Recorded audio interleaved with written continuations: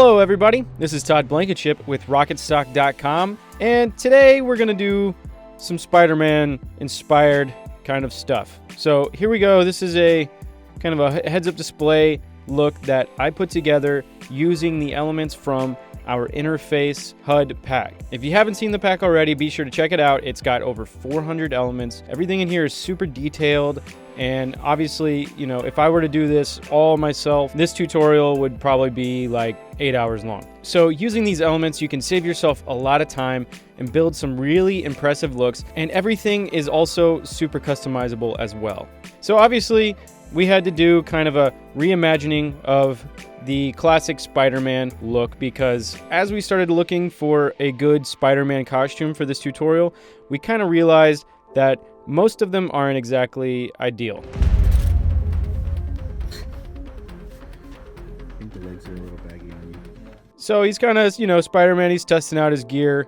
He's got the red gardening gloves and all that. And plus, this part ended up looking pretty cool. So what I have here is our edit sequence of this kind of opening scene, and I'm going to send our shot that we want to add our special effects to After Effects.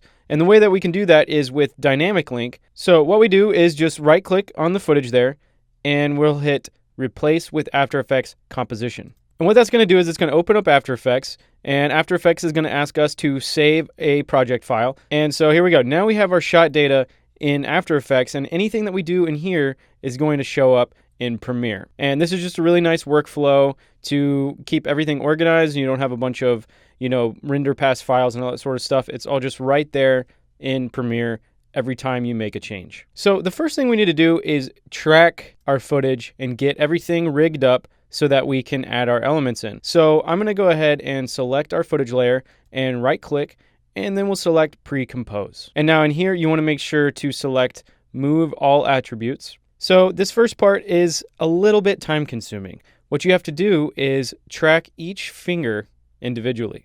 So to do that, I'm going to create a null object for every one of his fingers and then add tracking data to each one. So first, let's create some null objects. So down here, I'm going to go ahead and right click, go to New, select Null Object, and I'm going to duplicate that 9 times. So hit Command D, 1, 2, 3, 4, 5, 6, 7, 8, 9. So now we should have 10 null objects, and I'm just going to go ahead and name each one for each one of his fingers. So we'll start with left thumb, and then left pointer, and so on. Okay, so now here you can see I've gone ahead and named each of the null objects for each of his fingers. So I'm going to go ahead and just start with his left thumb. So first, go ahead and select the footage, and go ahead and select Track Motion. So now we're in our tracker here, and for the finger tracks, we're not concerned about having rotation data included. We just want the position. Only leave position checked, and let's just go into the options here. So for this track, luminance is going to be a good option because this background is kind of brighter and we want to track the darker area. So luminance is going to track the contrast, so that's a good choice. Now here on this little drop down, I want to make sure that stop tracking is selected. Usually it's set to adapt feature, I think, by default. So make sure you switch it to stop tracking. And then I like to set the confidence level to 90%. And what that does is if the tracker is less than 90% confident that it's tracking what you want it to, it'll stop tracking. So that way you can nudge it back into place and continue the track. Okay, so let's go ahead and hit OK. And also select Edit Target and make sure that the drop down is set to the right finger that you're about to track. So I'm going to start with the left thumb. So I'm going to make sure that the target is set to left thumb. Hit OK. And then now let's go ahead and get our tracking point set up. So first off, I'm going to go ahead and widen the feature region and the search region just by dragging out a little bit. That'll work. And let's just drag it right about to the pad of his thumb there. So I'm going to go ahead and hit the Analyze Forward button. Okay, right there, you see that it stopped. That's because the thumb started to turn and the content in the feature region started to look a little bit different. So all we have to do is just confirm for the software that the tracking point is in the right location, and then we can just go ahead and hit Analyze Forward again. Okay, stopped again. Still looks good though, so we can just keep hitting Analyze Forward. This just gives us the ability to double check that it is tracking the right area. And if we hit the U key on our footage layer here, it brings up our tracking data. So we can see that we need to pick it up from about here. And one thing you'll notice is that on this portion of the shot, the movement is a lot quicker. So we're going to have to do a lot more fine tuning by hand. So go ahead and hit Analyze Backward and let's see what happens. Okay, so right there, it jumped off. And we can see now our tracking point is actually starting to move a little bit. So I'm going to nudge it right back down to the pad of his thumb there. And we'll hit Analyze Back again. So there it only got about 1 frame. But that's okay because there's not that many frames where the motion is this strong. So we can just keep nudging it back into place and go frame by frame. Sometimes your tracking point isn't very easy for the software to resolve. So sometimes you just have to keep nudging it back into place yourself. So we have our tracking data. We need to apply it to our null. And it was set to left thumb, just confirm, and hit OK. So here you go. Now you can see we have the null object attached to the thumb there. So now what you need to do is repeat that process for every single finger. And that's okay because it's only extremely tedious. And so here you go. Fast forward about 25 minutes later, I have null objects for every one of his fingers and they're all labeled. So now I want to get tracking data for the hands. And here you'll notice the hands aren't moving that much independently of the wrists. So what we can do is actually get tracking data from these points on our little makeshift web shooters here. So let's skip forward to a frame where the hands have kind of established themselves in the frame. And real quick, let's go ahead and make a null object for the left hand. And let's go ahead and just make one for the right hand as well. Okay, so select our footage and go to track motion. And let's go ahead this time and use rotation as well. And for this one, we're going to do the left hand. So go ahead and set the target to left hand. And let's move this tracking point to this part and this tracking point to this part. And let's go ahead and see what happens. So let's hit Analyze Forward. Okay, so right there it already went out. So maybe these tracking points aren't the best, but we'll go ahead and just keep trying them out. Just see what we can get. So just for a little bit, just keep nudging them into place. Okay, got a little further that time. And so it's a good idea to just kind of remember exactly where your tracking point goes. So I'm kind of putting it right at the top of this sort of curve here. And so just kind of keep an eye on that as it tracks. Okay, cool. So we've got through the end of the shot. We're going to go ahead and open up the tracking points here and just see where it all left off. And it looks like we stopped right about there. So now we'll go ahead and do the frame by frame thing like before and just keep nudging it back into place as needed. And this process is just a really important thing to know how to do because a lot of times you won't have very good tracking data in your scene and you'll have to do it by hand. So let's do the same process for the right hand. I'm going to go to the first frame where it's kind of established itself pretty well. I think right there looks good. And select our footage, go to track motion, position, rotation, keep them both selected, and let's just position it right over the same spot. When you're doing frame by frame stuff like this, it's just important to keep remembering how cool the thing that you're doing will probably look because it does take some time. Okay, so let's make sure that right hand is selected, which it is, and we'll hit apply. All right, everyone, I have good news. I think all of our tracking data is now complete. All right, so right here, you'll see I've imported the interface HUD pack, and we have all of our different categories here: circles, code, digits, equalizers. Another thing that you'll see is that a lot of these elements have an in clip, an out clip, and a loop clip. And what that does is it allows you to have your elements loop for as long as you need them to. So let's go ahead and start building out our heads-up display here. The first thing that I want to do is create some circles to kind of go to his tracked fingers. So here in Interface, we have this really cool circles folder that will be perfect for this. I'm going to go ahead and start with this element right here. This is circle 5. And the way that I like to quickly make a comp with the in, loop, and out clips is I select all three and just drag that to the new comp button. And then it's going to bring up this dialog box. And what you want to select is single composition and make sure that sequence layers is selected. And what that's going to do is it's going to put them in order as they are. So now we have the in animation, and then it kind of spins around a little bit, and then it animates out. And what I'm going to do also is just kind of add some other stuff to it just to fill it out a little bit in the middle. If you go into the tiny objects folder, this is just a really cool folder just to add nice little tiny details wherever you need them. I like this little doohickey right here. I think that's perfect. That'll just go kind of right in the middle of his thumb. So I'm going to drag that in as well, and it's long enough for our clip here. So I think that's going to look pretty cool. So there we go. I'm actually going to duplicate that and make it slightly bigger as well. And just to quickly add some variation, I'm going to select that layer, go up to Layer, Time, and select Time Reverse Layer. And I also want to fill in some more of this area here. So I'm going to go to Spheres. So I think I like this one right here. So I'm going to go ahead and select the in, the loop, and the out, just like before, and drag it in here. So this time, to sequence everything correctly again, I'm going to select all 3 layers here. I'm going to go up to Animation, Keyframe Assistant, and select Sequence Layers. And that'll more or less do the same thing that we had before. And we do not want to select overlap. What that'll do is have it fade between layers, and we'll hit OK. So now everything is in the appropriate order. And just to keep everything organized, I'm going to go ahead and pre-compose that. So I'm going to select those layers. I'm going to right-click and select pre-compose. And let's just call this what the element is called, which is sphere _ 2. Move all attributes and hit OK. So now we have it as one object, and I'm just going to scale that down like so. And then I'm going to add a mask just to kind of feather it out in the middle. So I'm going to select our sphere layer here, grab the ellipse tool, and now holding the shift key, I'm going to drag out and just kind of select a circle in the middle there, just like that. Try to keep it as much in the center as possible. And then I'm going to go ahead and invert it, and I'm going to feather that probably to about 50. So there we go. Now we have a pretty cool little element for our finger here. So we're going to add that to both thumbs. So here we go. We have circle 5. I'm just going to go ahead and rename that comp thumb print. And I'm going to go back to our main comp here. And right here, I'm just going to go ahead and drag that element right above the left thumb null. So now we have this in the scene here. I'm going to drag it right over above the thumb, and I'm going to hit the S key for scale, and we'll scale that down. So I think somewhere right around there is going to look pretty cool.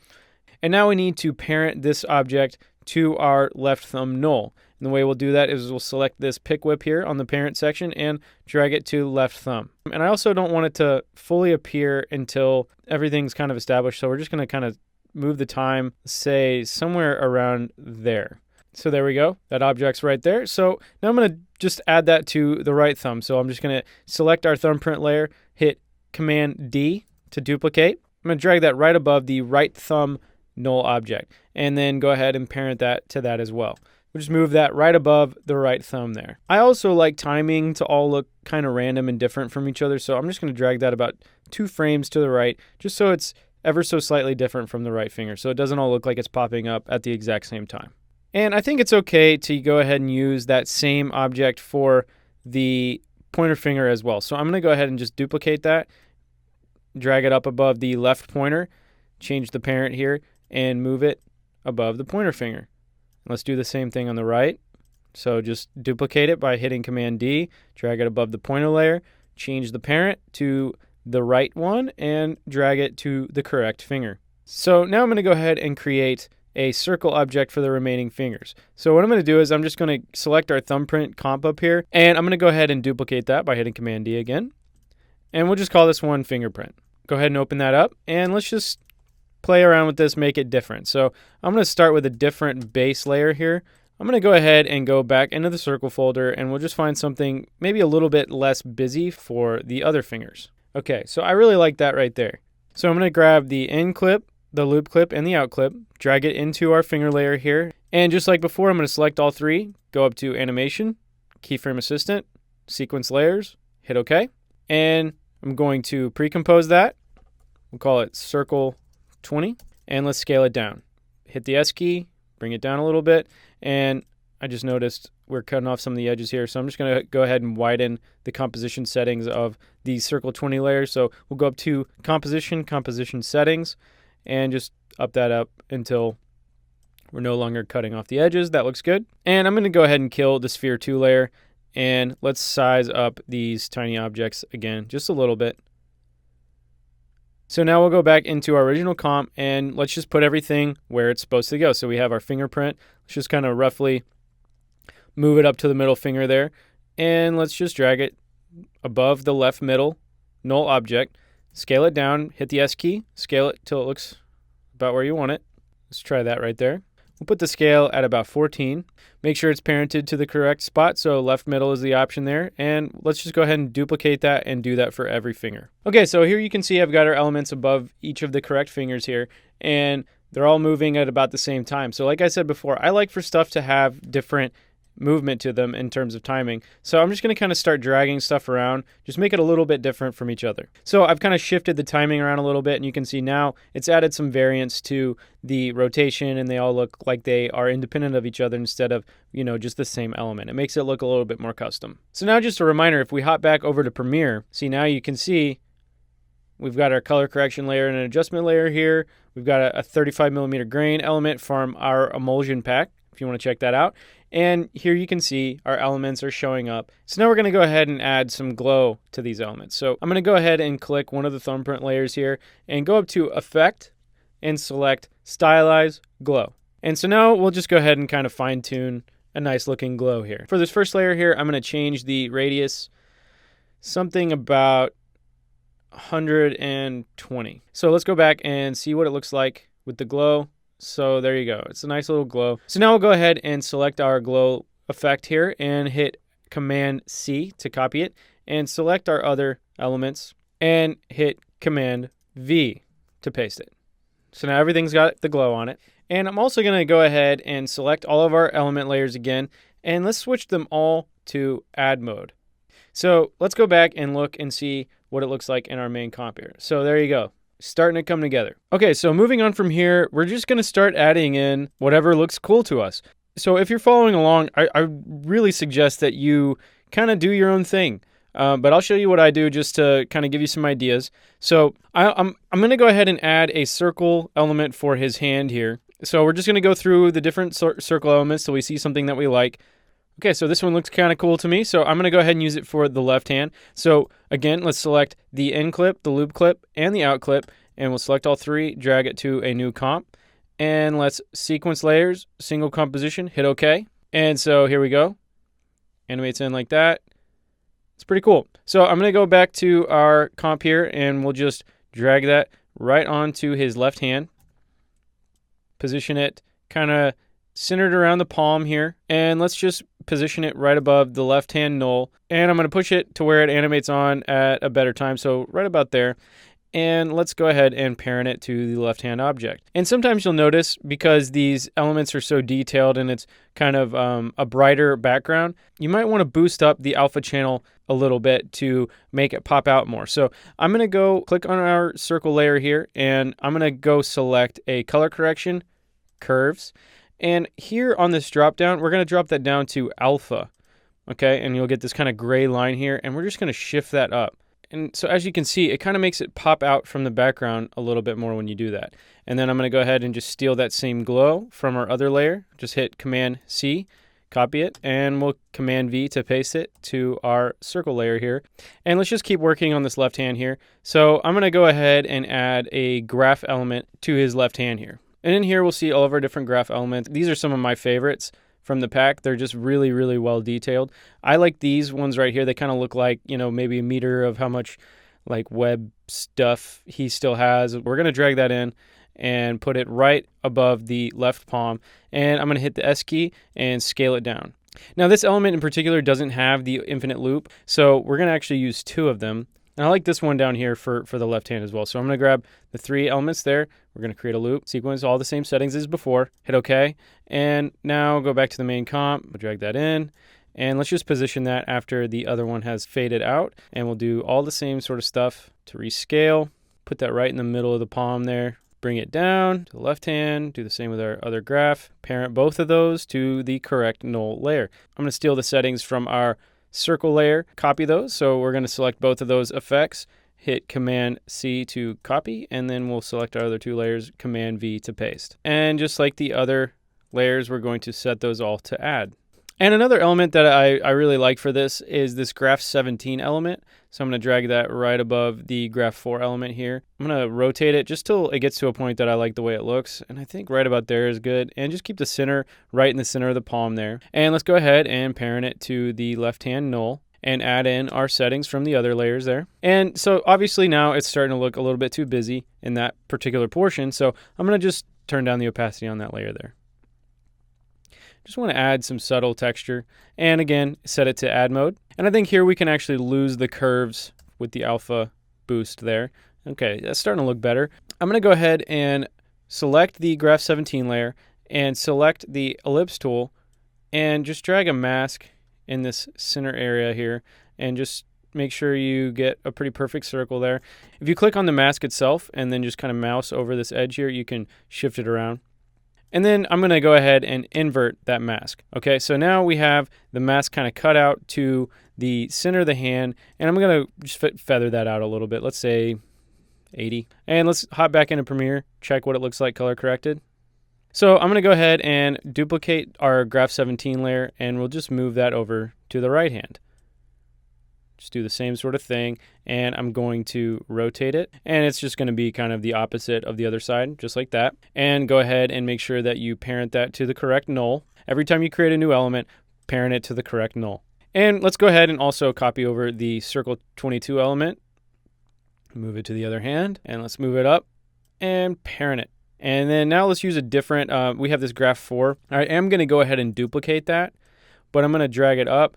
And we're actually going to go ahead and replace that with a different one of those graphs, just so that it has different data than the other hand. So this one was Graph 4. Let's go ahead and pull in Graph 5. So we're going to click on the Graph 5 element, make sure that down here Graph 4 is selected, and hold down the Alt key and drag Graph 5 over onto the Graph 5 element. And what that's going to do is replace it, but it will keep all of the same settings and everything, and then you can just make sure it's extended to the edge here and just move it over to the other hand like so.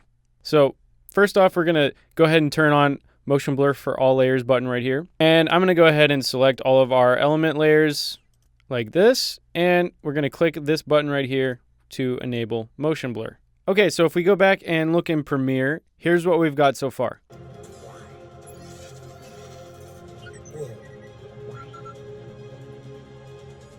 All we're going to do now is create the frame. Like if you go back to the original example, here you see this sort of frame for the HUD, and there's like some grid stuff here. So I'm going to go back into After Effects, and I'm going to just create a new comp. So I'm going to right click up here in the project bin and hit new composition. And we're just going to make it 1920 by 1080. Hit OK. So to start, I'm going to create the edges of the frame there. So a way that I like to do this is I'll create a solid, make it red. And I'm just going to shift it over a little bit. And then I'm going to make another one, and these are just going to serve as guides, and just kind of stick it right about there. And this is going to help me kind of just keep good, even lines. So now I'm going to go ahead and make a new solid, and this one's going to be, let's just make it dark blue, kind of grayish dark blue, right about that. Hit OK, hit OK. And what we're going to do now is grab the pen tool. I'm going to select our dark blue solid here, and come up here to this corner of the red solid here and start a mask by clicking right there, and we're going to just move right about there maybe and come down a ways and just use this red solid as a guide, and then we're going to come back down to this other side. Just try to match that angle there as good as you can. So as you can tell there, it's kind of off. That looks a little bit better. And then I'm going to come down some more, click again, try to match that same angle, and we'll do it one more time. And obviously we've run out of space here. So now what we do is we just kind of keep altering these points till they look entirely even and symmetrical. So I'm just going to keep kind of moving these points around. This one's down a little too far. These need to shift up a bit. And we're going to select the last little node here for the mask, and we'll just close off that mask. So now we can go ahead and delete our two guide layers. So now we have this shape that we're going to go ahead and turn into the edges of our heads-up display. I'm going to duplicate it, and we'll make this one quite a bit brighter. Something like that. And I'm going to go to the mask settings, hit M. It'll bring up that mask from before, and I'm going to duplicate that mask by hitting Command D, duplicate.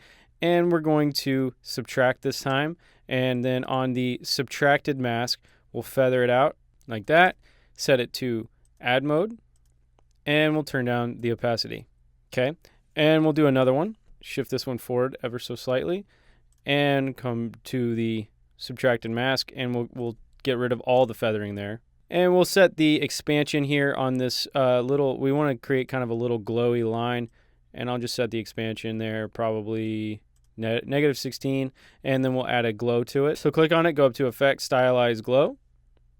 And then what we're going to do is just go ahead and duplicate that. So I'm going to select all of that stuff, hit Command D to duplicate, and I'm going to shift these further back. I'm going to select all the 3 of those layers there, and I'm going to go up to Color Correction, Hue, and Saturation, and we're just going to turn that to a bit of a dark red, like that. And we're also going to turn down the mask expansion on the top one, just so it's a smaller little line there.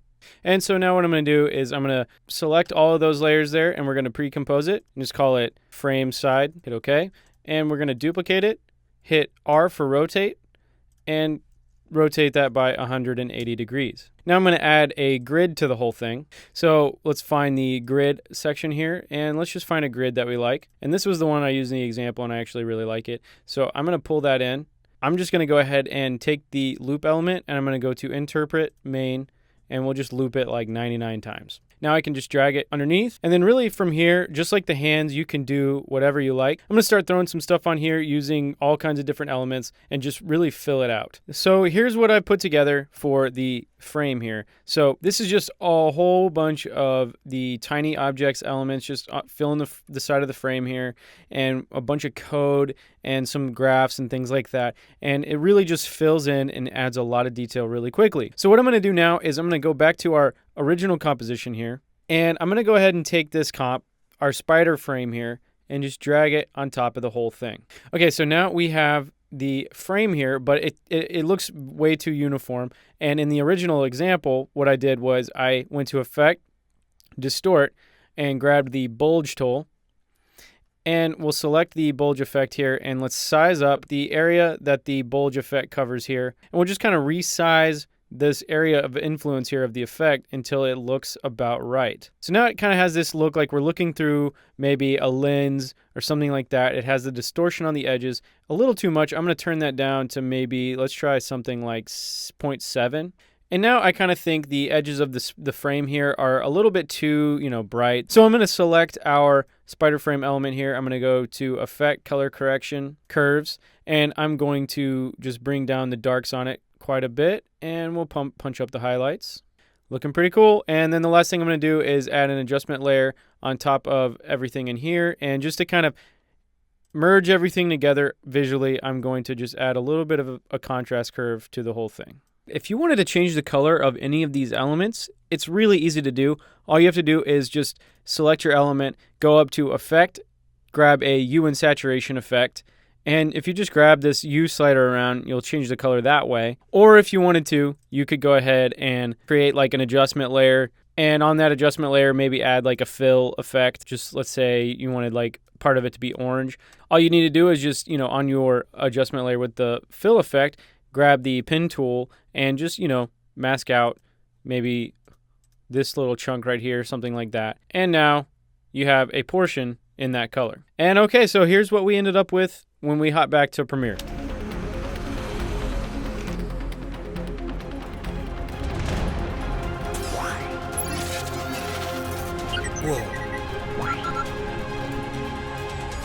So yeah, pretty cool. In a short period of time, we were able to use the interface heads-up display elements to create a pretty highly detailed look for this special effects shot.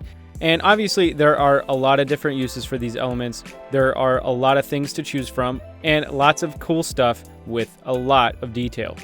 And be sure to head over to RocketStock.com and check out some of our other video packs, and keep an eye out for some more that we'll be releasing very soon.